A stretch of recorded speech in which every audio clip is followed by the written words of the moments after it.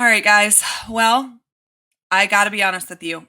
I sat and stared at a blank computer screen till about 15 minutes ago, trying to figure out exactly what I wanted to communicate to you guys about how I was feeling about last night's loss.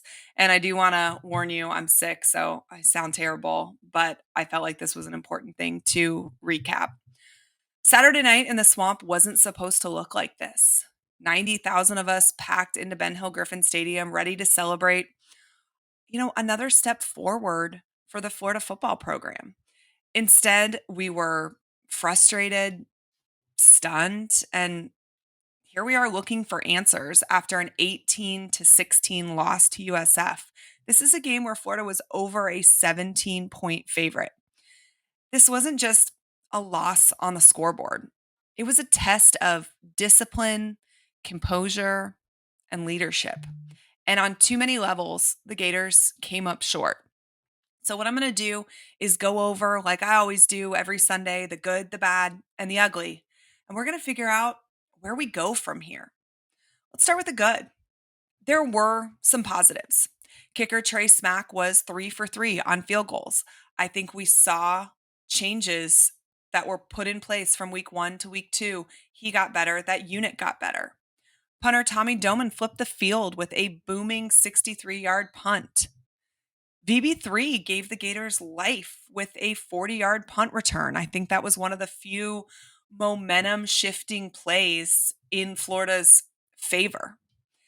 And to his credit, DJ Lagway stood up after the game and admitted that he didn't play well. He put it on himself. He knows he needs to get better. And that accountability is exactly what you want from your quarterback, even on his worst night.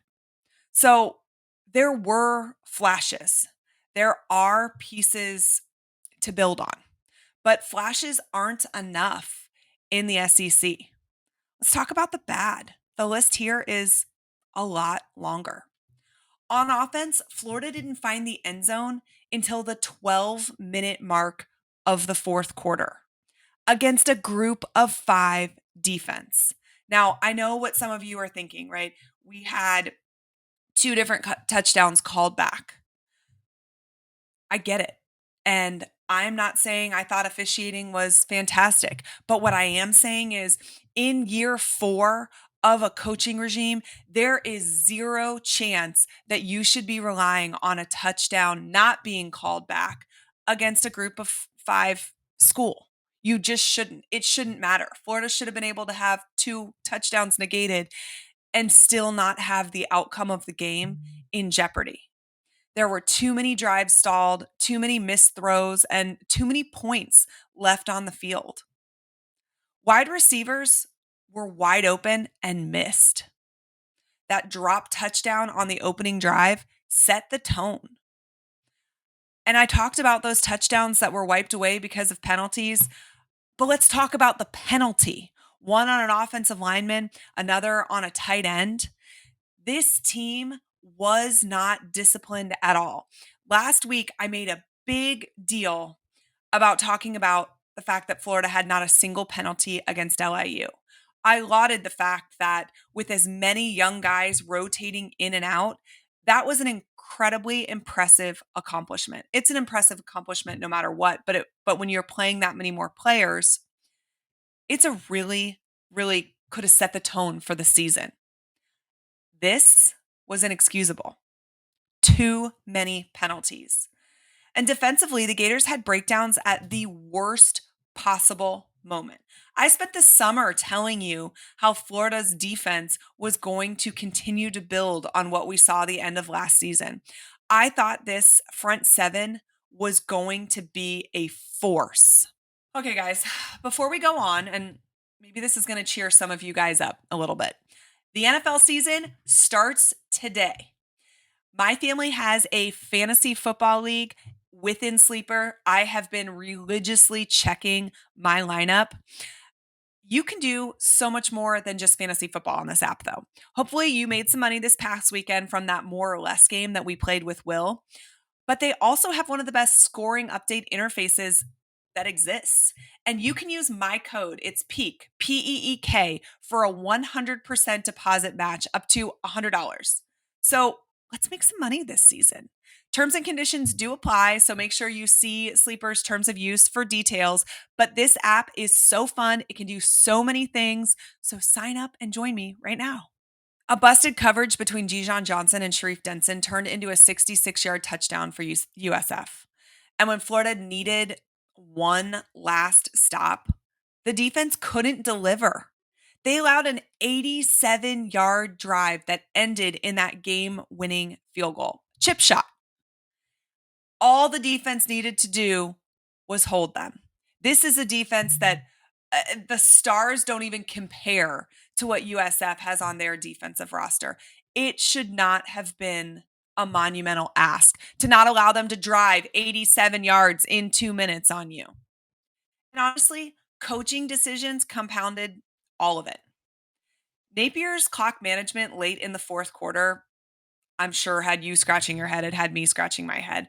With 2 timeouts and USF within field goal range, he let nearly 47 seconds run off the clock before using one. Florida essentially gave away their last chance at a comeback. Honestly, some Florida former players sitting behind me were like, shoot, should he just go ahead and let them score so that we have a minute or so to see what we can pull out, The wasting of the clock. And here's the issue. We've seen this movie before. We have watched puzzling coaching decisions cost us games in the fourth quarter. But when it happens against a top 10 opponent, maybe you give them a pass on that. But this is a Power 5 team. This is USF. You cannot make mistakes like that. We shouldn't be in a situation where coaching matters, though. We shouldn't be in a position where things like this make a difference at all. But here we are, and they did. Okay, let's talk about the ugly. This is the part that cuts the deepest for me. Discipline, or lack thereof. I talked about the penalties. 11 penalties for 103 yards. That is not just sloppy football. That is self-destruction.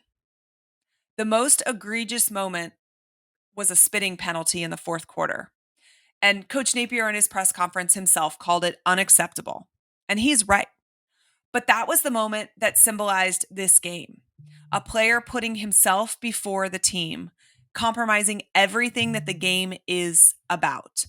And kind of an IQ test, right? The entire world watched Jalen Carter get in trouble not 48 hours before, get ejected from a game for spitting. So the fact that Bet did that in this game, that is loss of emotional control. It's unacceptable. And honestly, when I heard players talk about it afterwards and them saying, he's in there crying, he's really sad, like we're not going to hold it against him. You should hold it against him. It would have felt a lot better to me if they'd come out and said, yeah, somebody punched him in the mouth. We've sorted it out. It's okay. We're moving on. That's better than, the metaphorical hug it sounds like he got in the locker room. This was a night where frustration boiled over. And instead of finding composure, Florida unraveled. Fans saw it.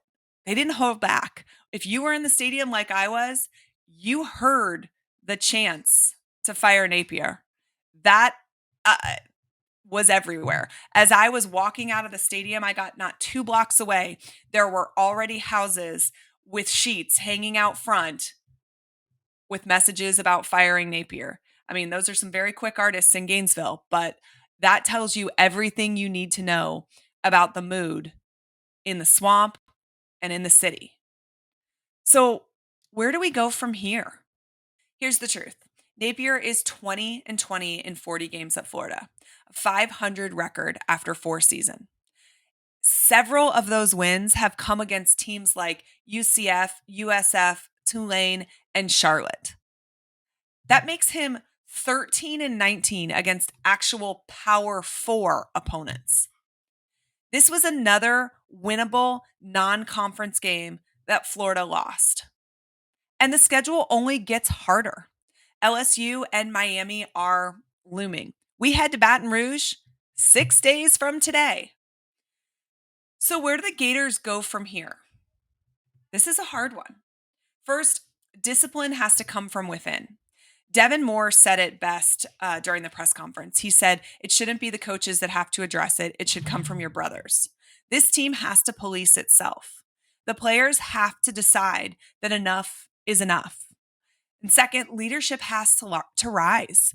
DJ Lagway showed accountability, and he always does. And I really don't love coming on here and criticizing players. I know the blood, sweat, and tears that goes into this. I know that as upset as we are as fans out the outcome of this, they have to be more upset. I don't believe that the fans get more worked up than the players do about it. But I don't just want to hear your accountability. I want to see it. The veterans, the captains, the locker room voices, they need to demand more from themselves and from each other.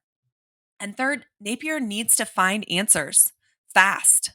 His words after the game were simple. He said, not good enough, and it's my responsibility. And he is right. This is year 4. Everything comes back to him. Any excuse or out that we have given prior to year 4 could have been plausible. Not your players, building things from the ground up, not enough depth, still recruiting. All of those things had a kernel of truth to them when we said them over the last 3 years. But it's year 4. This is your roster. This is your team. This is your system. Everything is in place. And now you have to show us that you can do the job. He doesn't need to campaign for his job, but he does need to prove that he's the man to fix this.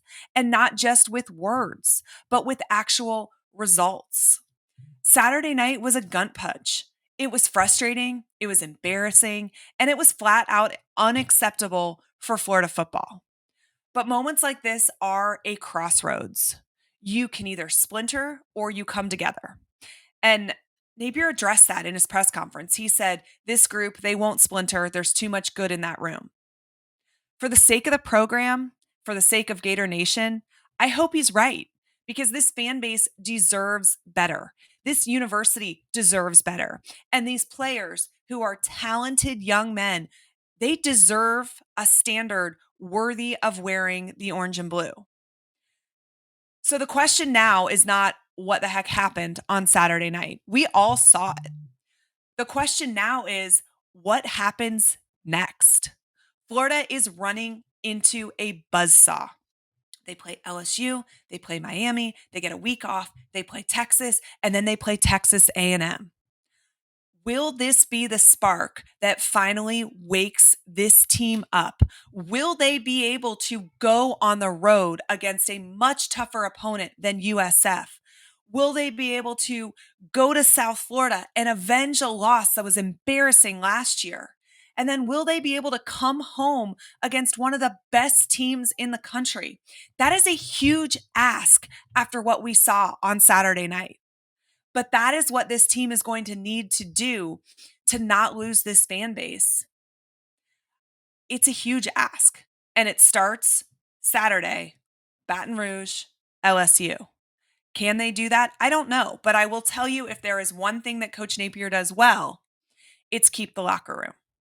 But there's a lot more things on this list that they've got to start doing well if they want to be able to keep Coach Napier as their head coach. I had a lot of people text me and said, like, hey, make sure you give credit to USF. And I do. I want to give credit to USF. I think that is a well-coached, really tough, really gritty USF team. They obviously watched film, found things they could exploit, and took advantage. And then when Florida made mistakes, USF capitalized. And I do think that this is a team that will end up ranked. I think this is a team that will give Miami a game next week. I think this is a really talented football program. But I also think what we saw is kind of a microcosm of what fans have been complaining about for now going on 4 seasons.